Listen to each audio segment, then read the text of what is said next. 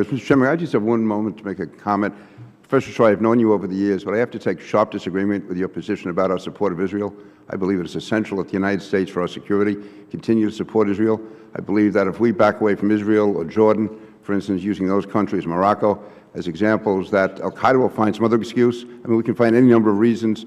I can tell you during the 1990s, from after Iraq, but between 1995 and 2001, the only time the Americans used force overseas was to defend Muslims against Christians in Bosnia and in Kosovo.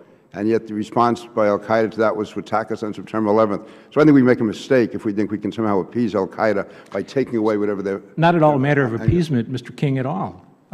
If it was up to me, I'd dump the Israelis tomorrow. I know you would. I know. But I have, all I worry about is the continuing preaching of American politicians to the American people that our relationship with the Israelis doesn't cause us to have dead Americans and extraordinary expenses in fighting the Muslim world. I would just say we would have more dead Americans if we didn't stand by our allies in the Middle East. Well, we'd just be encouraging al-Qaeda to take advantage of us. I think that— Our allies in the Middle East are mostly totalitarians, sir, and they have been for 50 years. There are not that many good people in the world. The fact is you have to work with those who work with us. And if I had the choice between dealing with the Israelis and al-Qaeda, I work with Israel. If I had the choice between dealing with Jordan or al-Qaeda, I'd deal with Jordan. And the fact is that you can find any number of excuses why al-Qaeda is going to come after us. No, sir, you can't. Yes, I think you can. No, you can't, sir. You certainly can. Osama bin Laden would have been a terrific American politician because he stays on message. There's only one message that comes out of al-Qaeda, and it's— That's the message they're using now. If it's not, that'll be something. If we pull out of Israel, if we you stop have supporting— to depend— No, I'm going to say, if we stop supporting Israel, then the message will be— You have America was cowardly, America was backed away, they're not going to stand by their allies. It can always— it's the flip side of everything, and I would rather stand with positive elements like Israel and back down. I'm a bear of little brains, sir, but you got to go with what you go with at the moment. These people are fighting for something substantive, for something religious.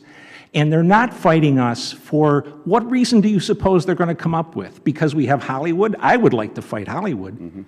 But, I mean, they're not going to fight us because we have women in the workplace. That's an insanity. What they're fighting us about is what we do. And we don't have to stop what we're doing, sir.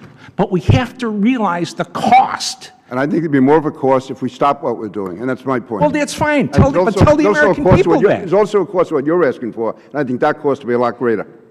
I don't think so, sir. Well, it couldn't be worse than it is now. We honestly disagree. We honestly disagree. You know, you're presiding over a bankruptcy. What can be worse? And what has been the goal of al-Qaeda since it was formed? To bankrupt the United States. Who's winning today, sir? We're done like dinner. We're winning, and we'll continue to win unless we take the advice of people like you. Sir, you are exactly wrong.